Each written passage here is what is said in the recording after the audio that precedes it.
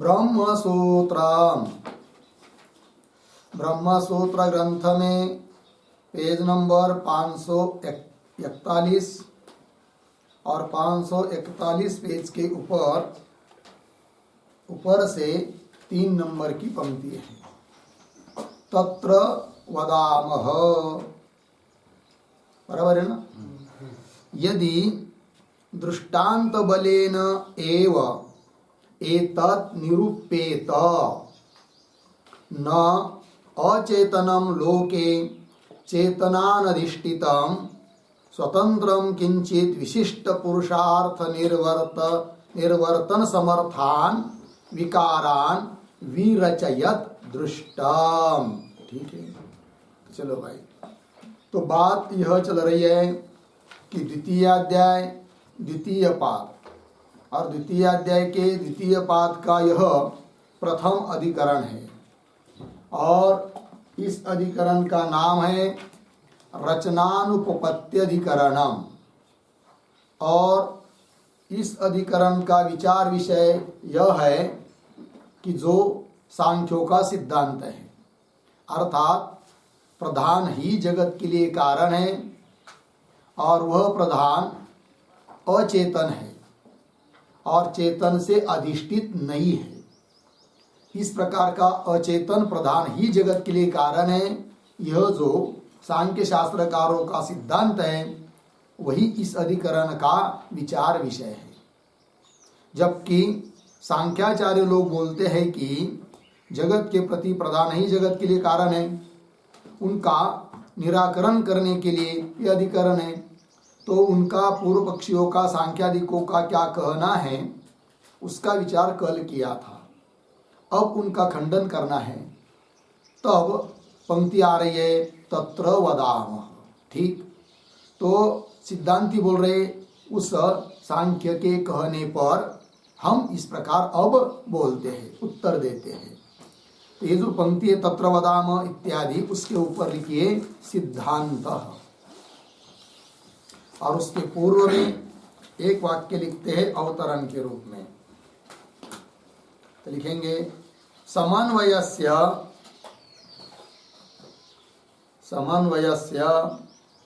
सांख्य युक्ति विरोधात्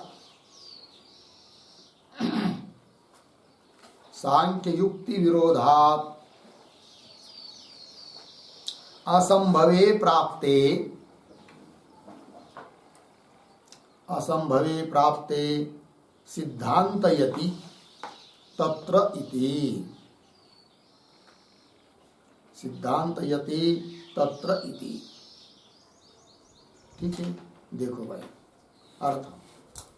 तो समन्वयस्य सांख्य युक्ति विरोधात् असंभवे, समन्वयस्य असंभवे, समन्वय ब्रह्म समन्वय अर्थात जगत के प्रति ब्रह्म कारण है इत्यादि जो प्रथमाध्याय में समन्वय बताया उसका असंभव है। क्यों?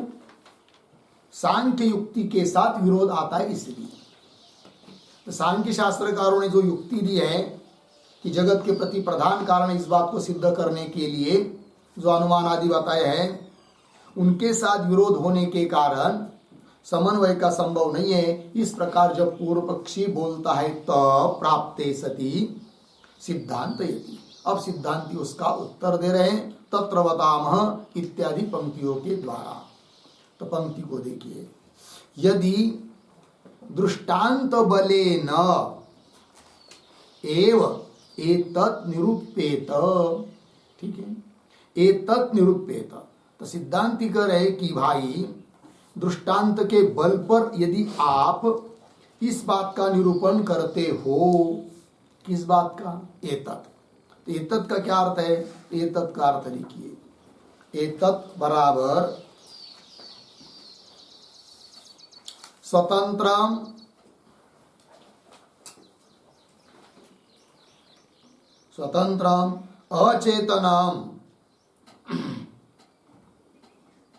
अचेतनम जगत उपादानम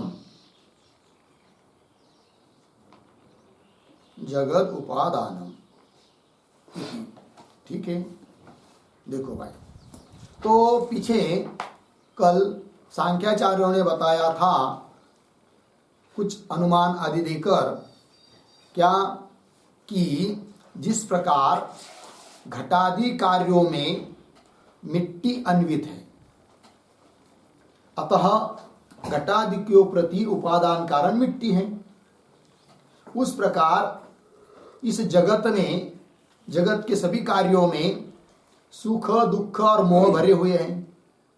इसका मतलब इस जगत के प्रति ऐसा ही कोई कारण होगा कि जो सुख दुख मोह से युक्त होगा। और इस प्रकार का सुख दुख मोह से युक्त कौन है? तो प्रधान है। और वो प्रधान कैसा है? अचेतन है, स्वयं जड़ है। फिर जड़ है तो कैसा कार्य करेगा? तो बोलते उसकी स्वभावता प्रवृत्ति होती है। और दूसरी बात, चेतन स्वतंत्र है, मतलब क्या? चेतन से अधिष्ठित नहीं है प्रधान। तो एतत् शब्द का अर्थ बताया आपको कि स्वतंत्र अचेतन ऐसा ही कोई प्रधान जगत के लिए उपादान कारण है। इस बात को यदि हे पूर्व पक्षी तुम लोग दृष्टांत बल पर यदि सिद्ध करना चाहते हो तो, पंक्ति देखिए, तथा नहीं क्या, यदि दृष्टांत बले नैव, दृष्टांत के बल पर ही एतद निरूपेत, जगत के प्रति अचेतन कारण है प्रधान आदि सुख दुख मोह वाला, इस प्रकार यदि निरूपण करना चाहते हो तो क्या करे? फिर न अचेतनम लोके चेतन अनधिष्ठितम स्वतंत्रम किंचित विशिष्ट पुरुषार्थ निर्वर्तन समर्थान विकारान विरचयत दृष्टम। ये जो पंक्ति है, इन शब्दों का थोड़ा अन्वय कर लेते हैं।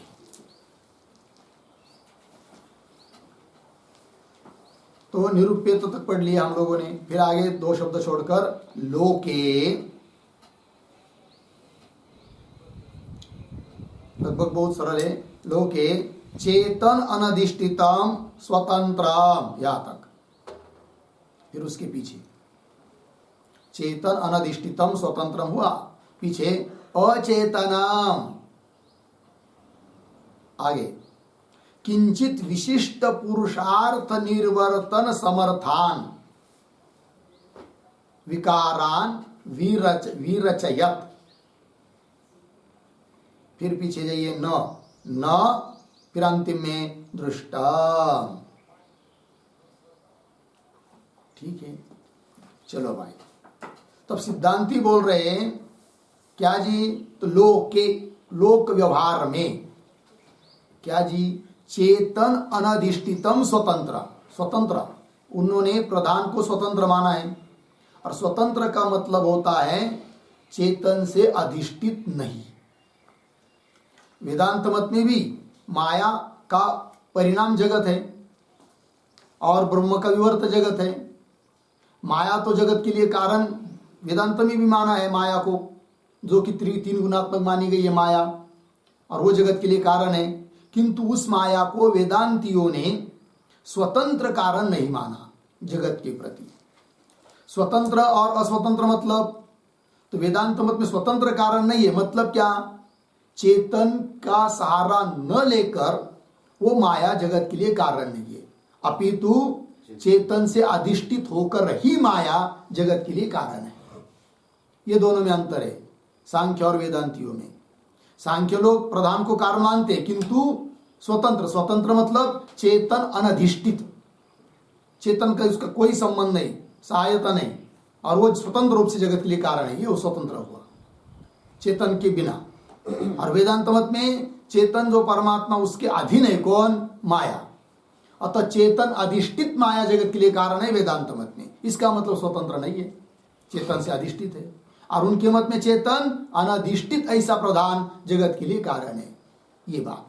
तो पंक्ति देखिए, तो कह रहे, उसका खंडन कर रहे सांख्यों का कि लोक अर्थात लोक व्यवहार में चेतन अनधिष्ठितम, चेतन से जो अधिष्ठित नहीं है, चेतन से जो प्रेरित नहीं है, चेतन के जो अधीन नहीं है, इस प्रकार का स्वतंत्रम, पीछे अन्वय के अनुसार अचेतनम, ऐसा कोई स्वतंत्र कोई पदार्थ की जो अचेतन हो और वह अचेतन कुछ कार्य करता हो, ऐसा कोई उदाहरण नहीं मिलता है।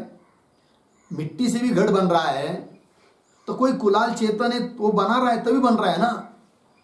ऐसा कोई जगत की वस्तु अचेतन है स्वयं कार्य कर रही है ऐसा कहीं पर भी देखने को नहीं मिल रहा है। ठीक है ना, वही कह रहे अचेतनाम क्या जी, किंचित विशिष्ट पुरुषार्थ निर्वर्तन समर्थान विकारान। विकारान का विशेषण है किंचित विशिष्ट पुरुषार्थ निर्वर्तन समर्थान। आगे विरचयत और न दृष्टम।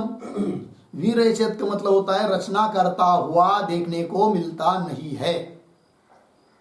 पूरा वाक्य क्या हुआ फिर, चेतन से अनधिष्ठित अर्थात स्वतंत्र अचेतन ऐसी दुनिया की कोई भी चीज नहीं है कि जो इस प्रकार की हो और विकार अर्थात कार्य को बनाती हो, रचना करती हो, है कि नहीं। ये बात तो विरचयत न दृष्टम, और किसको रचना करती हुई देखने को नहीं मिल रही है, विकारान, विकार कार्य किस प्रकार का, तो किंचित विशिष्ट पुरुषार्थ, कुछ विशिष्ट पुरुषार्थ का निर्वर्तन संपादन करने के लिए समर्थ ऐसे विकारों को रचना करती हुई कोई भी चीज दुनिया में देखने को नहीं मिल रही है। अर्थात जो स्वयं अचेतन हो, चेतन से अनधिष्ठित हो और अचेतन है, जड़ है, और वो कोई कार्य बना रही है, ऐसा एक भी उदाहरण दुनिया में देखने को मिलता नहीं है। अतः हे सांख्याचार्य, तुम दृष्टांत के बल पर जगत के प्रति प्रधान कारण है और वो अचेतन और स्वतंत्र है, इस प्रकार की सिद्धि कर नहीं सकते। ये उत्तर दिया और आगे उत्तर देना है, किंतु उसके पहले ये जो दो पंक्ति पढ़ी इत्यादि दृष्टांत बलिन्यास से लेकर दृष्टम तक, उसके ऊपर थोड़ा सा लिखते हैं हम लोग। तो लिखेंगे यत्तु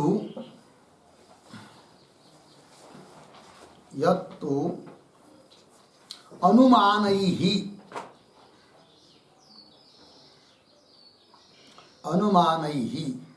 अचेतन प्रकृतिकम जगत,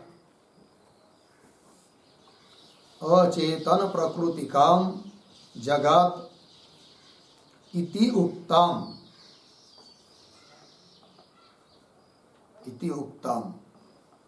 पूर्ण विराम। तत्र अचेतन प्रकृतिकत्व मात्रम, अचेतन प्रकृतिकत्व मात्रम जगत साध्यते, जगत साध्यते अर्धविराम। स्वतंत्र अचेतन प्रकृतिकत्वम वा, स्वतंत्र अचेतन प्रकृतिकत्वम वा, पूर्ण विराम। प्रथमे सिद्ध साधनम, सिद्ध साधनम अर्धविराम। अस्माभिः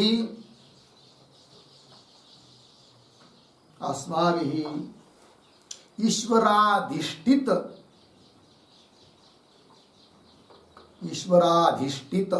त्रिगुणात्मक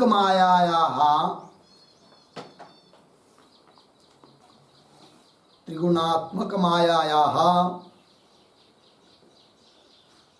जगत प्रकृतित्व अंगीकारात्, जगत प्रकृतित्वांगीकारात्, पूर्ण विराम।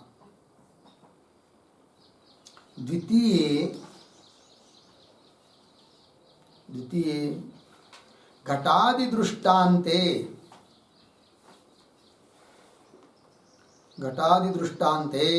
साध्या प्रसिद्धि, साध्य अप्रसिद्धि, साध्य अप्रसिद्धि भवति इति, पूर्ण विराम। अर्थात स्वतंत्रम अचेतनम स्वतंत्रम अचेतनम प्रकृति इति एतत् दृष्टांत बलेन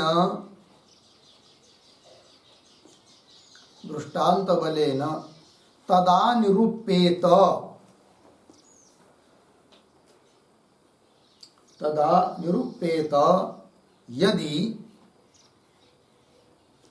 यदि दृष्टान्तः क्वचित्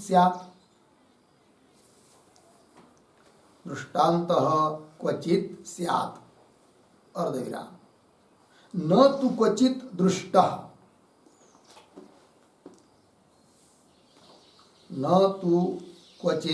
दृष्टः, अर्धविराम। अतः स्वतंत्रम अचेतनम प्रकृति न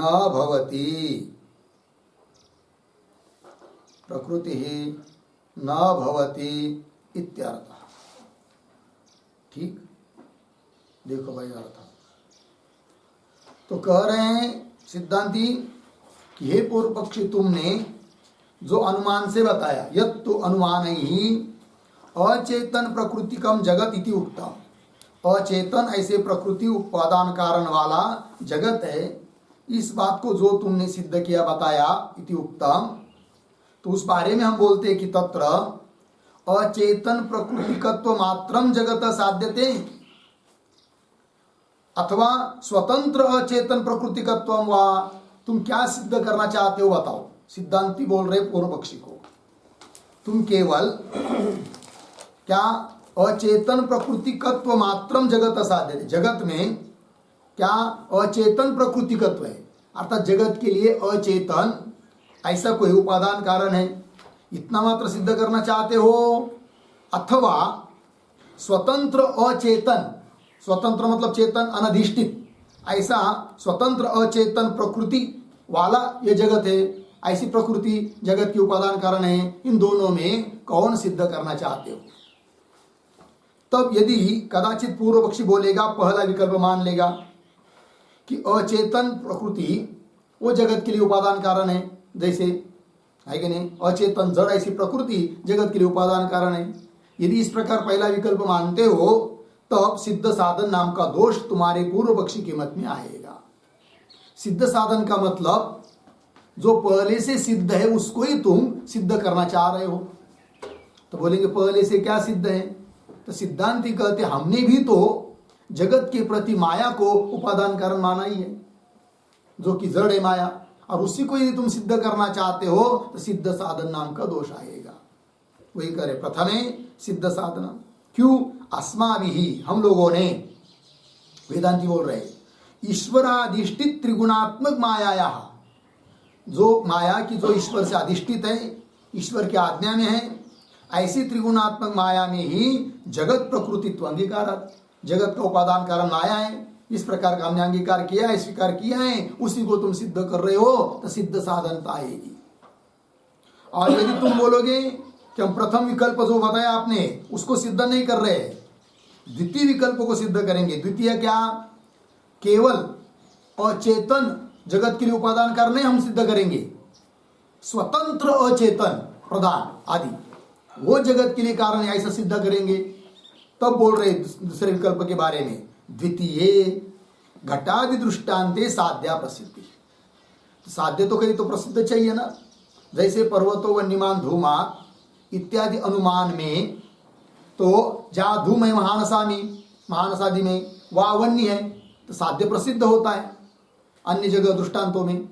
उस प्रकार घटादि दृष्टांत में साध्य की अप्रसिद्धि, अर्थात घट के प्रति कारण है मिट्टी, किंतु मिट्टी स्वतंत्र अचेतन तो है, किंतु स्वतंत्र ऐसी होती हुई अचेतन है और वो घट के लिए कारण है, ऐसा तो है नहीं।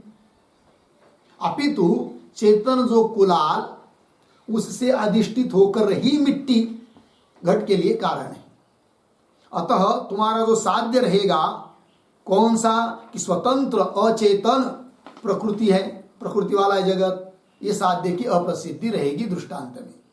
अतः तुम्हारा अनुमान ठीक नहीं है। साध्य अप्रसिद्धि का मतलब ये विचार अर्थ साध्य नहीं है, हेतु रहेगा तो ये विचार हेतु हो जाएगा, अतः वो साध्य की सिद्धि नहीं कर पाएगा, यह अभिप्राय।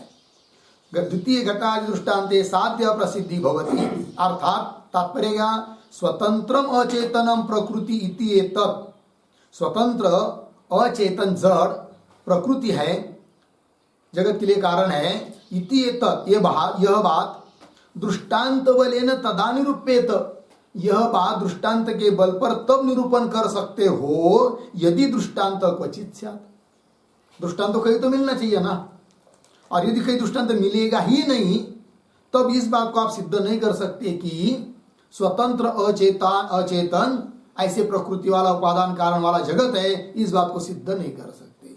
वही कह रहे, यदि दृष्टांत क्वचित स्यात्, न तु क्वचित दृष्ट, ऐसा कहीं पर भी देखने को नहीं मिला, अतः स्वतंत्रम अचेतनम प्रकृति न भवति, स्वतंत्र अचेतन ऐसी प्रकृति है, जगत का कोई ऐसा उपादान कारण है, यह बात सिद्ध नहीं हो सकती। ये कह दिया सिद्धांतियों ने इस पंक्ति के माध्यम से।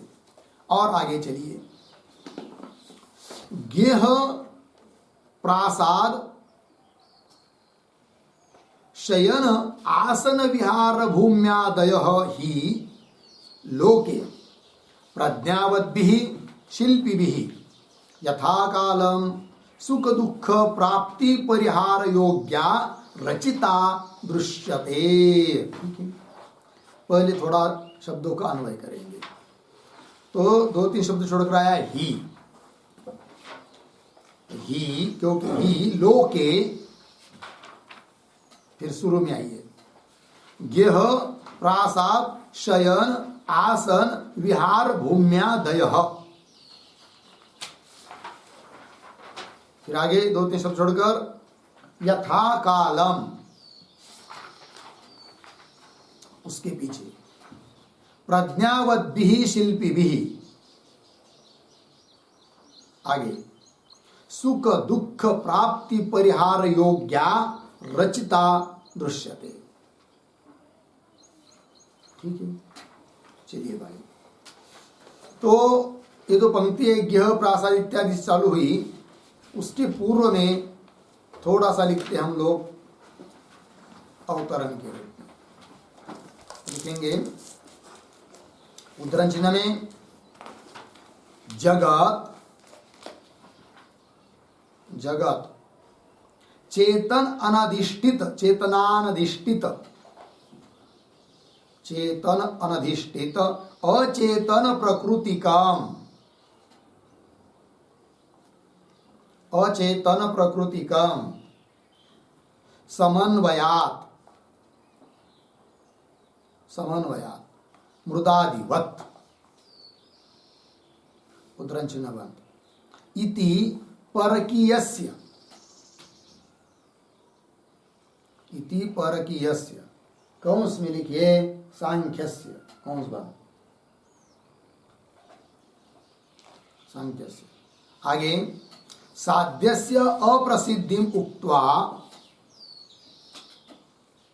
साध्यस्य अप्रसिद्धिम उक्त्वा विरुद्धताम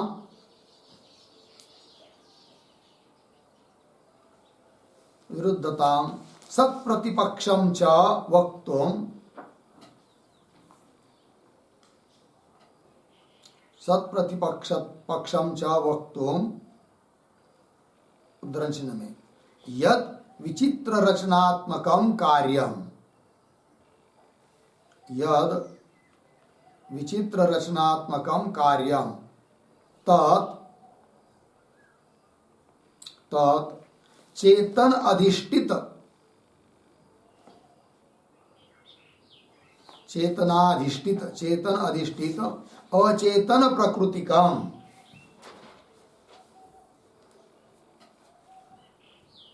अचेतन प्रकृतिकम, उद्धरण चिन्ह इति व्याप्तिम आह, इति व्याप्तिम आह गेह इति, पूर्ण विराम। आगे थोड़ा एक वाक्य और उद्धरण चिन्ह में इदम जगत, इदम जगत चेतन अधिष्ठित अचेतन प्रकृतिकम, चेतन अधिष्ठित अचेतन प्रकृतिकम कार्यत्वात् गेहवत् उद्धरण चिन्ह बंद इति प्रयोगः, इति प्रयोगः बराबर अनुमानम पूर्ण विराम। देखो भाई थोड़ा अर्थ, तो एक अनुमान है पूर्व पक्षी का, जगत पक्ष है, चेतन अनधिष्ठित अचेतन प्रकृतिकम साध्य समन्वयात हेतु मृदादिवत दृष्टांत। तो पूर्व पक्षी कह रहा है कि जगत कैसा है, चेतन अनधिष्ठित, जो चेतन से अधिष्ठित नहीं है, ऐसा जो अचेतन प्रकृति वाला है। कौन? जगत। क्यों? समन्वय।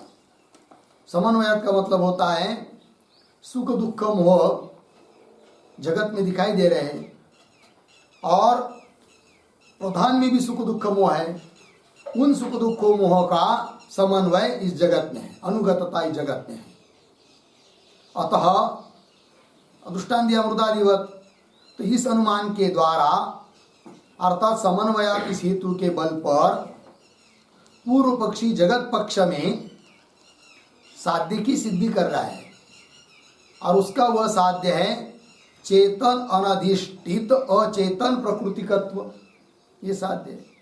आगे चलिए, इति परकीयस्य नाम सांख्यस्य साध्यस्य अप्रसिद्धि मुक्त्वा, किंतु इस प्रकार का सांख्यों के द्वारा दिया गया जो अनुमान, और उस अनुमान में जो साध्य है कौन सा, चेतन अनधिष्ठित अनचेतन, चेतन अनधिष्ठित अचेतन प्रकृतिकत्व, ये साध्य की अप्रसिद्धि है। इस प्रकार का साध्य कहीं नहीं मिल रहा है, ये कहकर अभी तक ऊपर बताया भाष्य में। फिर अब क्या बताए जा रहे हैं ज्ञ इत्यादि पंक्ति से, तो विरुद्धता विरुद्धत्व, तुमने दिया हुआ हेतु विरुद्ध दोष से युक्त हेत्वाभास और सत्प्रतिपक्ष है, ये बोलने के लिए बोल रहे अब, ठीक है ना। तो व्याप्ति बता रहे फिर, यद विचित्र रचनात्मकम कार्य, तो जो कार्य है विचित्र रचना स्वरूप जो कार्य है वह चेतन अधिष्ठित अचेतन प्रकृति का, वह चेतन से अधिष्ठित अचेतन प्रकृति वाला है, यह व्याप्ति, ठीक है ना। इस व्याप्ति को कह रहे ज्ञ इत्यादि पंक्ति से। तो कौन वो अनुमान है कि जिसकी व्याप्ति इसमें सिद्धि करनी है ज्ञ इत्यादि पंक्ति में, और उस व्याप्ति का स्वरूप अभी अभी बताया कि यत् विचित्र रचनात्मकम कार्य तच्चेतन अधिष्ठित अचेतन प्रकृति का, तो अनुमान का आकार भी दे दिया। तो अनुमान है इदम जगत चेतन अधिष्ठित अचेतन प्रकृति का, क्यों? कार्यत्वात्, उदाहरण गेहवत इति प्रयोग, प्रयोग मतलब अनुमान। तो पक्ष है इदम जगत, कार्यत्व हेतु है, और साध्य है चेतन अधिष्ठित अचेतन प्रकृति का, चेतन से अधिष्ठित जो अचेतन ऐसी प्रकृति उस वाला है जगत। अब देखो भाई, तो इस अनुमान में हेतु है कार्यत्व, और पूर्व पक्षी ने जो अनुमान दिया है उसमें हेतु है समन्वय, समन्वयात, अभी अभी टिप्पणी में सबसे पहला अनुमान, और दोनों जगह पक्ष है जगत। तो जगत रूप पक्ष में पूर्व पक्षी समन्वय हेतु के द्वारा क्या सिद्ध करना चाहता है, चेतन अनधिष्ठित अचेतन प्रकृतिकत्व, बरोबर, ये साध्य है। और उस साध्य का जो अभाव वो क्या है, चेतन अधिष्ठित अचेतन प्रकृतिकत्व, दोनों आप विरुद्ध हुए ना। पूर्व पक्षी के अनुमान में साध्य क्या है, चेतन अनधिष्ठित अचेतन प्रकृतिकत्व, और इनका साध्य क्या है सिद्धांतियों का, चेतन अनधिष्ठित नहीं, चेतन अधिष्ठित अचेतन प्रकृतिकत्व, अर्थात विरुद्ध हुए दोनों साध्य, और हेतु अलग अलग है। तो यह हेतु उसके अभाव को सिद्ध कर रहा है, वो हेतु इसके अभाव को सिद्ध कर रहा है, अतः सत्प्रतिपक्षित हेतु हुआ पूर्व पक्षी का। और विरुद्ध भी हुआ, क्योंकि समन्वय हेतु साध्य अभाव को सिद्ध कर सकता है, साध्य को नहीं। ठीक है, तो ये बात तो सत्प्रतिपक्षता वगैरह दिखाने के लिए अनुमान दिया।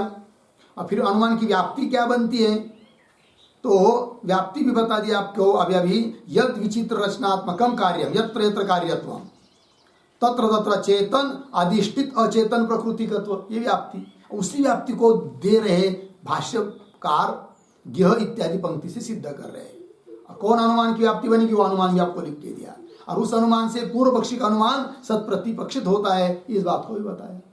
अब वो व्याप्ति को कैसा बता रहे, तो देखो भाई भाष्य पंक्ति को, तो गेह प्रासाद शयन आसन विहारादय विहार भूम्यादय ही, अन्वय के अनुसार बोलेंगे ही लोके, क्योंकि लोक में, लोक व्यवहार में क्या जी, तो गेह का मतलब होता है घर, प्रासाद का मतलब होता है महल, ठीक, और प्रासाद हुआ, फिर शयन आसन विहार भूमि इत्यादि सब कार्य, कोई भी कार्य लीजिए, उदाहरण के रूप में 2-4 गिनाए, तो गेह प्रासाद शयन आसन विहार भूमि आदय, कैसे ये सब, तो कह रहे आगे यथा कालम, समय समय के अनुसार, प्रज्ञावद्भिः शिल्पिभिः रचिता दृश्यन्ते, अंतिम में आया ना रचिता दृश्यन्ते, तो विद्वान प्रज्ञावद्भिः मतलब विद्वान ऐसे शिल्पियों के द्वारा समय समय के अनुसार रचे गए हैं, ये देखने को मिलता है। ये सभी महालादिक किस उद्देश्य से रचे गए हैं, बुद्धिमान शिल्पियों के द्वारा, तब कह रहे आगे सुख दुख प्राप्ति परिहार योग्य, सुख प्राप्ति दुख परिहार ऐसा लगाना यथाक्रम। तो सुख दुख दो है, प्राप्ति परिहार इधर भी दो है, तो सुख के प्राप्ति के लिए और दुख का परिहार करने के लिए योग्य ऐसे घर महल शयन आसन विहार भूमि इत्यादि ये सब चीजें विद्वान बुद्धिमान ऐसे शिल्पियों के द्वारा यथा काल के अनुसार रचे गए, रचिता दृश्यन्ते देखे गए हैं। अर्थात यत्र यत्र कार्यत्व है तत्र तत्र क्या सिद्ध हुआ, फिर चेतन अधिष्ठित अचेतन प्रकृतिकत्व, चेतन के द्वारा अधिष्ठित अचेतन प्रकृतिकत्व सिद्ध हुआ कार्यत्व हेतु से। जबकि पूर्व पक्षी कहता है कि हमको सिद्ध करना है, पूर्व पक्षी को क्या सिद्ध करना है, चेतन अनधिष्ठित अचेतन प्रकृतिकत्व, वो सिद्ध करना है। किंतु सिद्ध हो रहा है कार्यत्वादि हेतु के द्वारा क्या, चेतन अधिष्ठित अचेतन प्रकृतिकत्व, चेतन परमात्मा, उससे अधिष्ठित अचेतन माया, वो माया जगत के लिए कारण है। ये बात तो कोई बात नहीं, ठीक है, मानते ही हम लोग, ठीक है ना। तो चलिए फिर, तो ये व्याप्ति हो गई भाई। तो ये जो भाष्य पंक्ति है उसके अनुसार इस व्याप्ति की सिद्धि हुई। कौन सी, तो बता दिया आपको, लग गया ना क्या, कि यद विचित्र रचनात्मकम कार्य, गेह प्रासादादिक कार्य, घर महल वगैरह कार्य, वो सब कार्य कैसा है, शिल्पी चेतन बुद्धिमान शिल्पी के द्वारा रचित है ना। इसका मतलब चेतन के द्वारा अधिष्ठित जो ईट पत्थर आदि अचेतन पदार्थ उनके द्वारा रचा गया है, किंतु वो चेतन से अधिष्ठित है, ऐसा ही देखने को मिल रहा है कि नहीं। अतः दो अनुमान हुए यहाँ पर, तो पूर्व पक्षी के अनुमान में और सिद्धांतियों के अनुमान में दोनों जगह पक्ष एक ही है, जगत, हेतु और साध्य अलग अलग है। पूर्व पक्षी के अनुमान में साध्य है समन्वय, सिद्धांतियों के अनुमान में हेतु है कार्यत्व। अतः ये दोनों सत्प्रतिपक्षित हो गए, पूर्व पक्षी का हेतु सत्प्रतिपक्षित हुआ या विरुद्ध हुआ। अतः पूर्व पक्षी समन्वय हेतु के द्वारा इस जगत में चेतन अनधिष्ठित अचेतन प्रकृतिकत्व को सिद्ध कर नहीं सकता, ये बात बता दी। लगी पंक्ति, आगे चलिए। तथा इदं जगत अखिलम पृथ्व्यादि नाना कर्म फलोपभोग योग्यम बाह्यम आध्यात्मिकम च शरीरादि नाना जाति अन्वितम प्रतिनियत अवयव विन्यासम अनेक कर्म फलानुभवाधिष्ठानम दृश्यमानम। अर्धविराम। प्रज्ञावद्भिः संभाविततमैः शिल्पिभिः मनसा अपि आलोचयितुम् अशक्यं सत् कथम अचेतनम प्रधानम रचयेत। यहां तक ठीक है। थोड़ी लंबी पंक्ति है और चालू हुई है तथा इदम इत्यादि से। तो तथा के पूर्व में एक वाक्य लिखते हैं अवतरण, बाद में फिर शब्दों का अन्वय करेंगे। तो पूर्व पक्ष निराकर्तुम, पूर्व पक्ष निराकर्तुम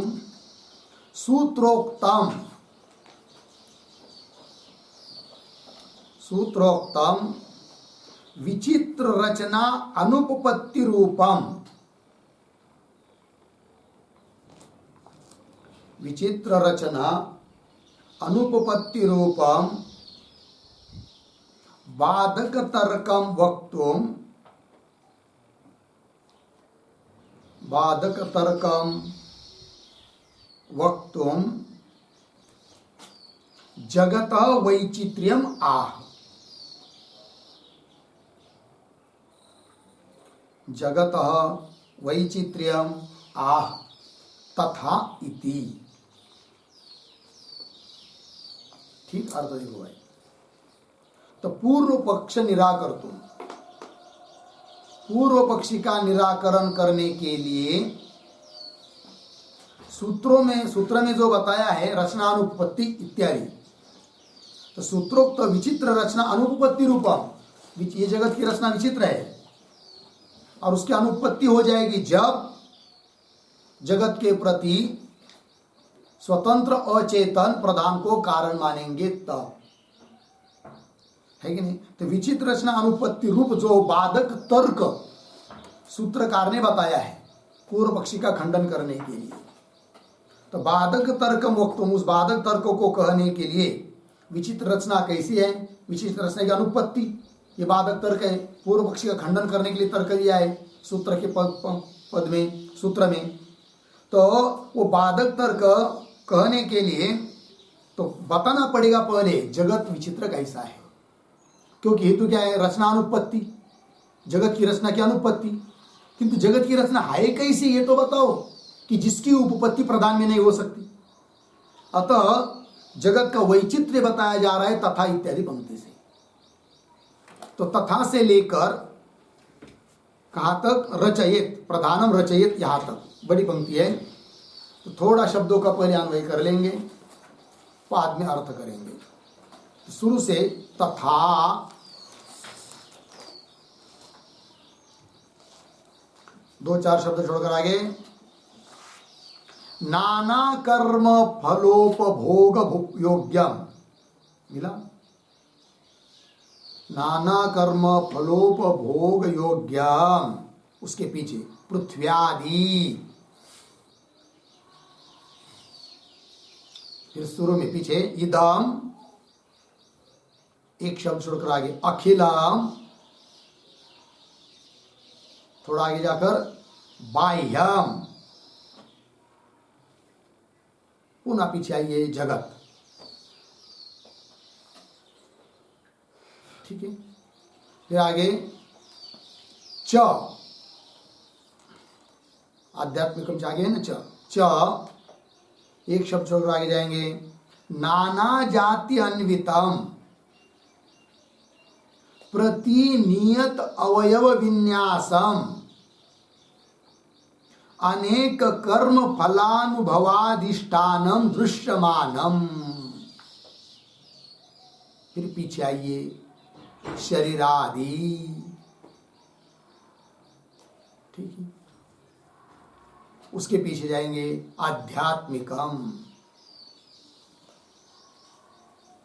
हो गया ना इतना। फिर जगत पद की पुनरावृत्ति आती है, आध्यात्मिकम जगत, इस प्रकार से। आगे चलिए, आगे हैं संभाविततमयी ही, संभाविततमयी, उसके पीछे प्रज्ञावद भी, आगे शिल्पी भी, आगे सरल है, मनसापि आलोचयितुम अशक्यम सत कथम अचेतनम प्रधानम रचयित। हो गया जी। देखो भाई अर्थ, तथा, जैसे पीछे के पंक्ति में बताया घर महल वगैरह ये अचेतन प्रकृति वाले हैं, लेकिन वो अचेतन जो ईंट पत्थर है वे सब स्वतंत्र नहीं है, बुद्धिमान शिल्पी चेतन के द्वारा अधिष्ठित है, तभी वे घर महल आदि बन रहे हैं।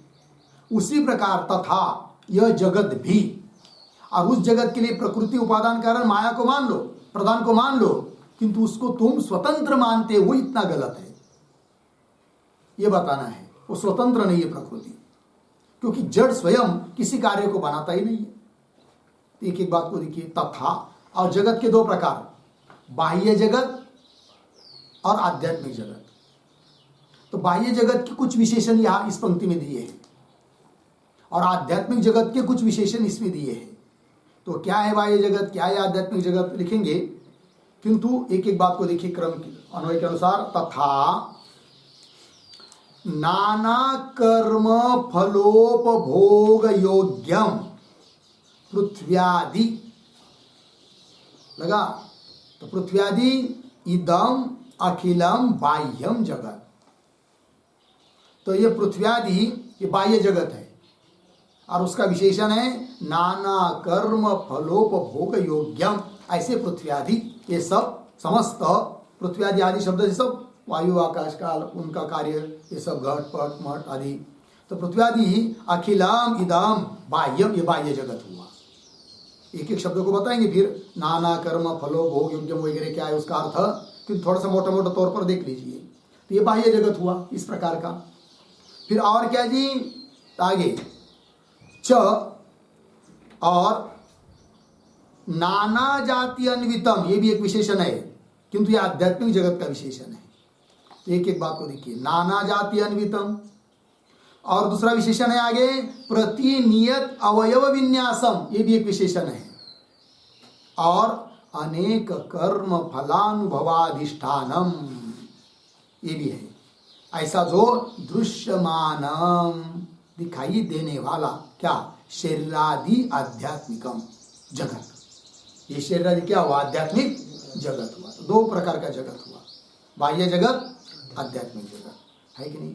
फिर आगे बोल रहे क्या, कि इस प्रकार का ये जो आध्यात्मिक और बाह्य जगत है, दोनों भी प्रकार का जगत कैसा है भाई, तो कह रहे संभाविततम ही प्रज्ञावद भी शिल्पी भी, अत्यंत श्रेष्ठ ऐसे विद्वान शिल्पियों के द्वारा, कारागिरों के द्वारा, आज की भाषा में बड़े बड़े बुद्धिमान नंबर 1 के इंजीनियर, उनके द्वारा भी मनसा अपि आलोचयितुम अशक्यम, कि जिस जगत की रचना का आलोचन मन से भी नहीं कर सकते, ऐसे विचित्र अद्भुत जगत बनाया है, ठीक है ना।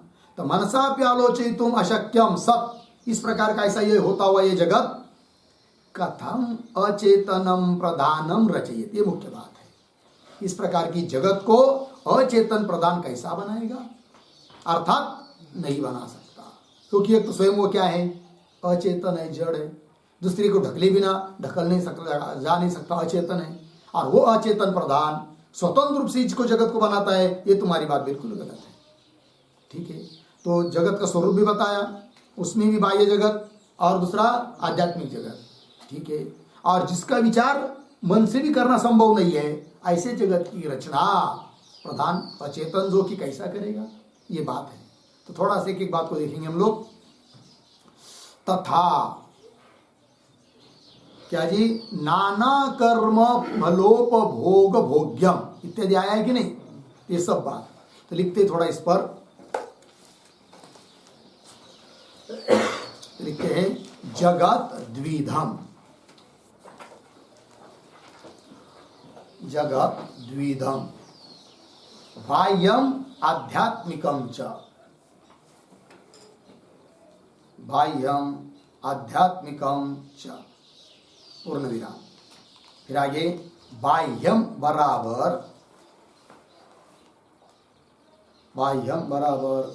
पृथ्व्यादि भोग्यम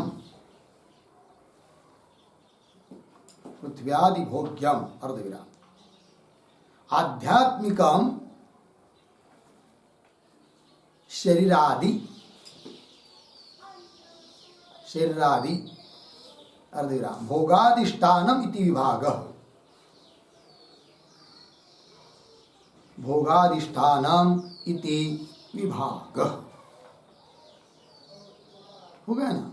देखो थोड़ा सा अर्थ। तो जगत दो प्रकार का है, एक बाह्य जगत, एक आध्यात्मिक जगत। बाह्य जगत कौन?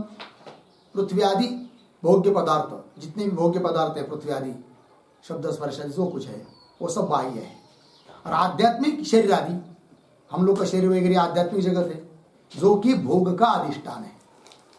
क्योंकि शरीर का सहारा लिए बिना भोग होता ही नहीं, इसलिए शरीर को भोगायतन कहा गया है।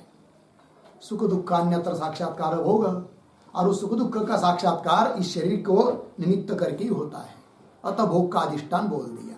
ठीक है, ये विभाग हुआ, दो प्रकार का जगत हुआ। अब पहला जो है बाह्य जगत, पृथ्वी आदि भोग्य पदार्थ, उसका विशेषण यहाँ पर आया है इस पंक्ति में, नाना कर्म फलोपभोग योग्यम। पृथ्वी आदि जगत ये क्या है? नाना कर्म फलोपभोग योग्यम, उसका अर्थ लिखिए। ठीक है, लिखेंगे नाना विधम कर्म,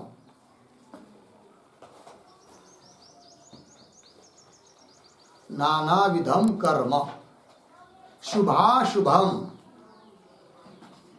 शुभाशुभम, व्यामिश्र रूपम, व्यामिश्र रूपम, अर्धविराम, अस्य फलम, अस्य फलम सुखम दुखम च,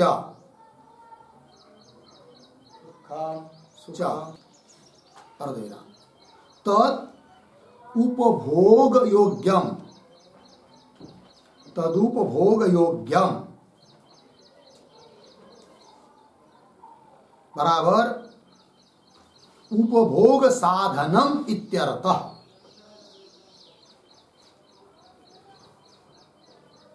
उपभोग साधनम इत्यर्थ। ठीक, अर्थ देखिए भाई। तो भाष्य का पद है प्रतीक नाना कर्म फलोपभोग योग्यम, उसका अर्थ बता रहे आप। नाना विधम कर्म, कर्म नाना प्रकार का है। कैसा नाना प्रकार का कर्म है? शुभाशुभम व्यामिश्रम, कुछ शुभ कर्म है, कुछ अशुभ कर्म है, विहित निषिद्ध जिसको हम कह सकते हैं। और एक होता है व्यामिश्र, मिश्र रूप से। ठीक है, तो ये कर्म हुआ नाना कर्म। और क्या है आगे? नाना कर्म फल, और उन कर्मों का जो फल, तो क्या फल है उस कर्मों का? सुख दुख। शुभ अशुभ कर्म से पाप पुण्य उत्पन्न होता है, उसका फल क्या है? सुख दुख ही तो है। अस्य फलम सुखम दुखम च, शुभ कर्म का फल सुख, अशुभ कर्म का फल दुख, सुखम दुखम च, है ना। मूल में क्या है? नाना कर्म फल उपभोग योग्यम, इस प्रकार के फल का उपभोग के लिए योग्य, अर्थात इस प्रकार के सुख दुख रूप फल का उपभोग होने के लिए साधन जो है पृथ्वी, घट पट मठ शब्द स्पर्श रूप रस, ये सब ये हुआ, ये बाह्य जगत है, जिसका विशेषण है नाना कर्म फलोपभोग योग्यम। ठीक है ना। आइए भाष्य पंक्ति में। तो नाना कर्म फलोपभोग योग्यम पृथ्व्यादि इदम अखिलम बाह्यम जगत, ये समस्त इस प्रकार का बाह्य जगत हुआ कि जिसका चिंतन हम लोग कर भी नहीं सकते। इतनी बड़ी पृथ्वी बनाई, कैसी बनाई, किसने बनाई, और क्या है उस पृथ्वी में, कुछ विचार भी नहीं कर सकते। सब कुछ है ना, सोना उसमें मिलता है, चांदी मिलता है, तांबा मिलता है, सब कुछ उसमें मिल रहा है। उसमें जल भी मिल रहा है और पेट्रोल भी मिल रहा है, जो कि अत्यंत विरुद्ध है। डीजल भी उसी में है कि नहीं। और सभी प्रकार का हम लोग खाते अनाज सब उसी से तो निकल आ रहा है। किससे? पृथ्वी से। इतनी बड़ी अद्भुत पृथ्वी रचाई। और फिर जल का देखिए कैसा स्वभाव, पृथ्वी का कैसा स्वभाव, और पृथ्वी इस जल को धारण करती है। फिर वायु का क्या स्वभाव है, अग्नि कैसा है, या आकाश कैसा है, ये सूर्य क्या है, चंद्र क्या है, ये सब बाह्य जगत का विचार भी नहीं कर सकते हम। और इतने पेड़ पौधे हैं, हर एक में कुछ अलग अलग गुण है। कोई किस रोग में काम आ रहा है, कोई किसी बीमारी में काम आ रहा है, कोई कैसा फल देता है, कोई कैसा फल देता है। ये सब बाह्य जगत है, अद्भुत है। लगा, ये बात हो गई। और फिर आध्यात्मिक कौन है जगत? भाष्य पंक्ति के अनुसार च नाना जात्यन्वितम प्रतिनियत अवयव विन्यासम अनेक कर्म फलानुभवाधिष्ठानम दृश्यमानम शरीरादि आध्यात्मिकम जगत। ये आध्यात्मिक शरीरादि आध्यात्मिक जगत है। और जिसका विशेषण एक एक करके दे रहे हैं, नाना जात्यन्वितम। मतलब क्या लिखेंगे उसका भी अर्थ, नाना जात्यन्वितम बराबर देव तिर्यंग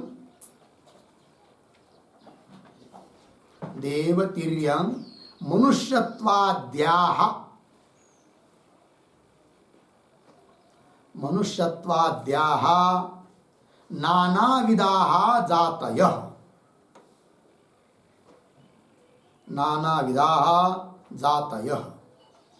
अर्धविराम ताभिः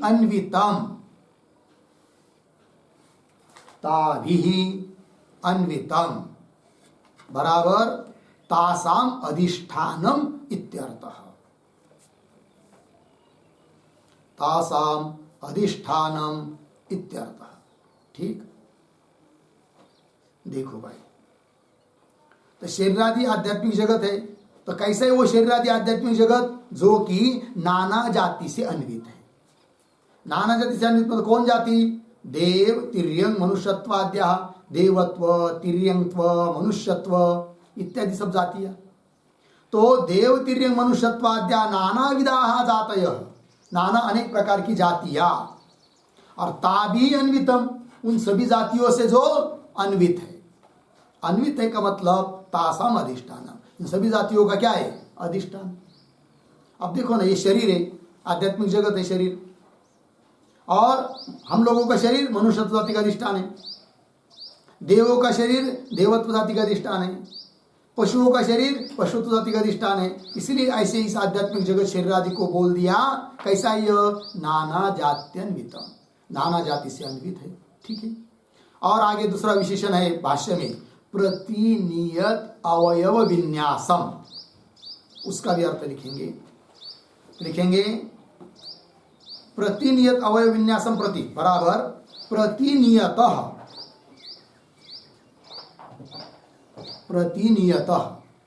बराबर असाधारणः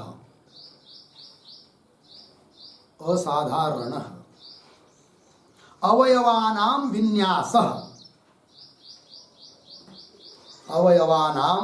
विन्यासः बराबर रचना यस्य देहादेहे तत् इत्यर्थः। देखो यार, प्रतिनियत मतलब असाधारण, अवयव विन्यासम असाधारण है। क्या है? विन्यास किनका? अवयवों का। तो ऐसा यह है जगत, आध्यात्मिक जगत शरीर आदि कि जिसमें अवयवों का असाधारण विन्यास है। अवयव हाथ पैर कान नाक मुंह ये सब, और उन अवयवों का असाधारण विन्यास मतलब रचना, अद्भुत रचना है। ये कितने से शरीर में कितने पार्ट जोड़ दिए। कंपनी को एक गाड़ी बनानी रहती है तो कई कंपनियों का सहारा लेना पड़ता है उस कंपनी को। वो बोलती है कंपनी, तुम टायर बनाओ हम खरीद लेंगे, तुम हैंडल बनाओ हम खरीद लेंगे, तुम ब्रेक की तार बनाओ हम खरीद लेंगे। तो अलग अलग कंपनियां अलग अलग चीज बना रही है। फिर वो ये कंपनी क्या करती है, सबका चीज खरीद करती है, जोड़ देती है, और ये अपने नाम पर गाड़ी बेच देती है। ये कंपनी की गाड़ी हो गई। लेकिन ये भगवान की कंपनी ऐसी है शरीर आदि कि इसकी रचना कैसी है, असाधारण है, अलौकिक है। इतने से इस शरीर को कितने पार्ट जोड़ दिया, सुनने के लिए कान, देखने के लिए आँख, श्वास गंध लेने के लिए घ्राण, चखने के लिए स्वाद जिह्वा है कि नहीं, रसनेन्द्रिय, चबाने के लिए दांत है कि नहीं, उसको चबाने के बाद अंदर उस माल को मसाला को ले जाने के लिए जिह्वा, वो बोलती भी है। कितने अलग अलग पार्ट है। और खाते समय उसमें कुछ रस मिलाने के लिए ऐसी टंकी बना दिया कि जिसमें लारा रहती है, तभी वो उसमें मिश्रित होकर जाती है, तभी वो पचता है कि नहीं? क्या चीज़ है बनाया है कि नहीं। बहुत सारे हाथ पैर और ये सब संधियाँ है कि नहीं, और बहुत विलक्षण है भाई। खाते तो ये कई चीज़ हम लोग, रोटी चावल दाल, और उसी सभी का पुष्टिकरण हो रहा है। हाथ को नख बना दिया है कि नहीं, वो नख बढ़ रहे, केस बढ़ रहे, दांत है, मुंह है, ये सब चीज़ अलौकिक है, अलौकिक है। फिर उसमें रक्त मज्जा आदि आदि नाना चीज़ बन रही है, कोई सोच भी नहीं सकता है कि नहीं। और कितने भी वैज्ञानिक बढ़ जाए, आगे प्रगति कर ले, तो भी इस प्रकार का मॉडल नहीं बना सकते हैं, है कि नहीं। ऐसा कोई मशीन अभी तक तो नहीं बनाया, क्या उसमें अनाज डाला और उससे रक्त खून आदि सब बन गया। खरीदना ही पड़ता है उनको खून, कि भाई तुम खून का दान दान दे दो, रक्त का दान दो, तुम रक्त का दान दो, फिर दूसरे किसी को चढ़ाते, नहीं बना नहीं पाए, लग गया। मतलब ये अद्भुत चीज़ है ये सब जगत रचना, आध्यात्मिक जगत भी वही कह रहे हैं। तो जिनके अवयवों की रचना असाधारण है, ऐसा तो देह यस्य देहादे तत्, उस देह को कहेंगे, शरीर आदि को कहेंगे प्रतिनियत अवयव विन्यास, ये उसका विशेषण हुआ। ठीक, आगे चलिए भाई। तो इस प्रकार का यह जगत है ना। भाष्य में आइए, नाना जात्यन्वितम प्रतिनियत अवयव विन्यासम, और कैसा, अनेक कर्म फलानुभवाधिष्ठानम, ये भी विशेषण है।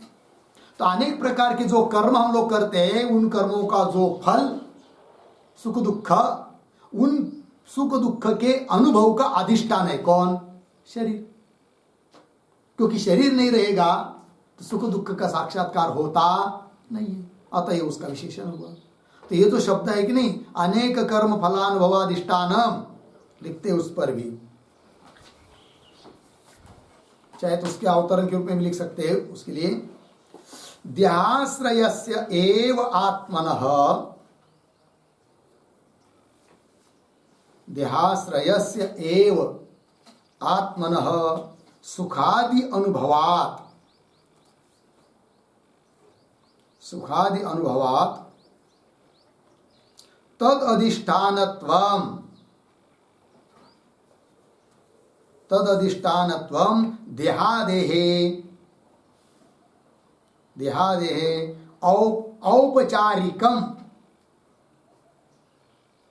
औपचारिकम इति मत्वा, इति मत्वा उक्तम, उक्तम अनेक कर्म इति।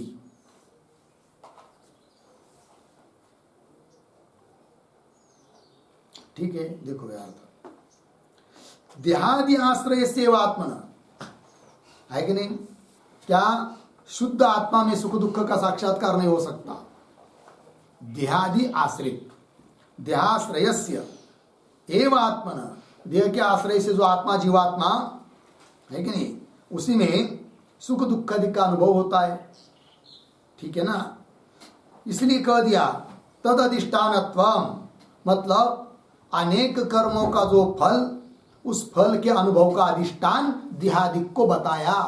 वो गौण रूप से अधिष्ठान बताया, है कि नहीं। वास्तविक देह थोड़ी किसी का अधिष्ठान हो सकता है, लेकिन गौण रूप से बताया, क्योंकि देह के बिना सुख दुख जो है उसका साक्षात्कार होता नहीं है, जो कि अनेक कर्मों का फल है कि नहीं। तो तद अधिष्ठान त्वम देहादि औपचारिकम इति मत्वा, ऐसा मानकर कह दिया है भाष्यकार ने, अनेक कर्म फलानुभवाधिष्ठान, अनेक कर्मों का जो फल सुख दुख वगैरह, उन फलों के अनुभव का जो अधिष्ठान है, अधिष्ठानम दृश्यमानम, और दिखाई देने वाला यह जो शरीरादि कौन है, वो आध्यात्मिकम, क्या, जगत पद की पुनरावृत्ति, आध्यात्मिकम जगत। लग गया इतना। और कैसा है भाई ये जगत, तो आगे कह रहे अन्वय के अनुसार संभाविततमैः प्रज्ञावद्भिः शिल्पीभिः मनसापि आलोचयितुम अशक्यम। तो यह पद आया है संभाविततमैः, इसका अर्थ लिखिए। संभाविततमैः का मतलब अत्यंत श्रेष्ठैः।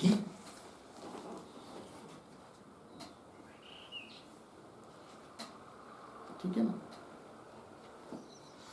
व्यवहार में कुछ लोग मानी रहते, मानी जिसको कहते संभावित। कोई होते ना गांव के पाटिल आदि सब, है कि नहीं, तो क्या होते, वो संभावित है, प्रतिष्ठित है, संभावित है, मानी है। सभी जगहों से उनको क्या है, राज दरबार में भी क्या होता है, मान, ऐसे उसको कहते संभावित। और ये संभावित नहीं, संभावित तर भी नहीं, संभावित तम, अत्यंत श्रेष्ठ, अत्यंत आदरणीय श्रेष्ठ। पर क्या पर प्रज्ञा, इनका विशेषण शिल्पी भी का विशेषण है। कैसे शिल्पी, वो अत्यंत श्रेष्ठ मतलब अत्यंत कुशल और अत्यंत बुद्धिमान। ऐसे शिल्पियों के द्वारा, शिल्पी कारागिर, इंजीनियर, ठीक। तो संभावित तमहि प्रज्ञावद्भिः, ऐसे बुद्धिमानों के द्वारा, शिल्पियों के द्वारा मनसा अपि आलोचयितुम अशक्यम।